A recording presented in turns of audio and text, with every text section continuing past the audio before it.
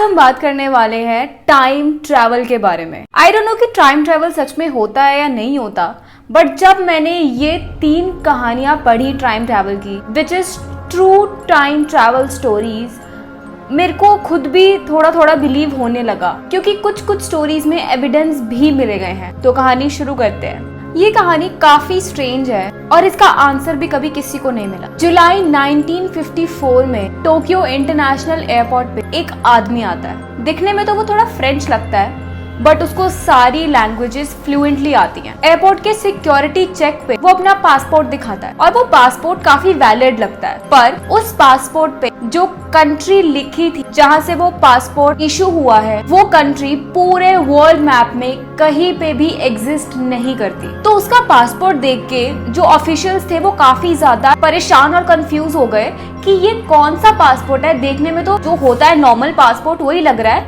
But जो country है ये कंट्री तो एग्जिस्ट ही नहीं करती। उन्होंने वो कंट्री बहुत जगह पे ढूंढी, उसका नाम ढूंढा पूरे मैप में, बट उनको नहीं मिला। तो उस इंसान ने ऑफिशियल्स को बोला कि ये जो कंट्री है ये फ्रांस और स्पेन के बीच में पड़ती है और मैं वहीं का रहने वाला हूँ। और उनको कन्विंस करने के लिए वो मैप में उस जगह को पॉइंट आउट भी करता है, बट वो जगह का नाम होता है एंडोरा। पर जो पासपोर्ट उसने ऑफिशियल्स को दिखाया था उस पे कंट्री का नाम लिखा था टोरेड, और उस नाम की कंट्री एग्जिस्ट ही नहीं करती। तो ऑफिशियल्स ने उसको जल्दी से अरेस्ट करके पास ही के किसी होटल में शिफ्ट कर दिया और उसके रूम के बाहर 2 गार्ड्स को खड़ा कर दिया। तो जब गार्ड्स उसको चेक इन करने के लिए उसके रूम में गए तो वहाँ कोई भी नहीं था, ना वो इंसान, ना उसके पास जितने भी डॉक्यूमेंट्स थे वो वहाँ पड़े थे। तो काफी लोगों का मानना है कि शायद वो इंसान फ्यूचर से आया था। वो जिस टाइम से आया था वहाँ उस टाइम पे ये कंट्री एग्जिस्ट करती हो जो कि इस टाइम पे नहीं करती। तो लोगों ने ये मान लिया कि शायद ये टाइम ट्रैवल ही था।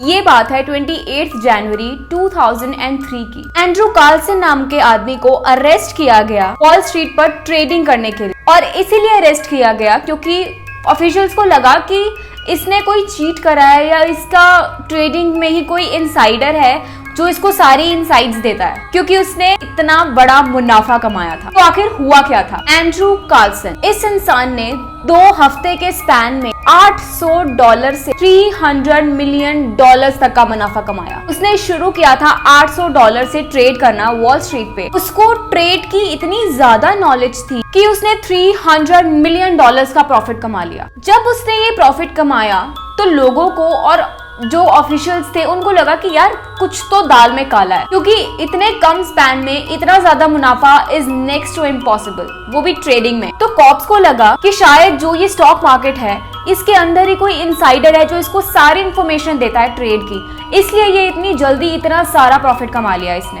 तो कॉप्स ने उसको अरेस्ट कर लिया। तो जब कॉप्स ने उसको अरेस्ट किया और उससे पूछताछ की तो जो उसने बताया वो किसी की समझ नहीं आया।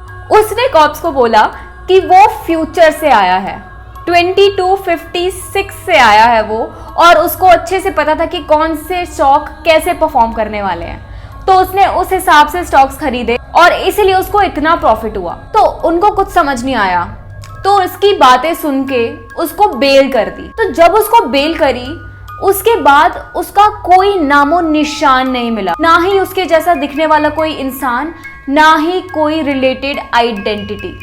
तो शायद सबको लगा कि जो ये इंसान था वो सच में फ्यूचर से आया था।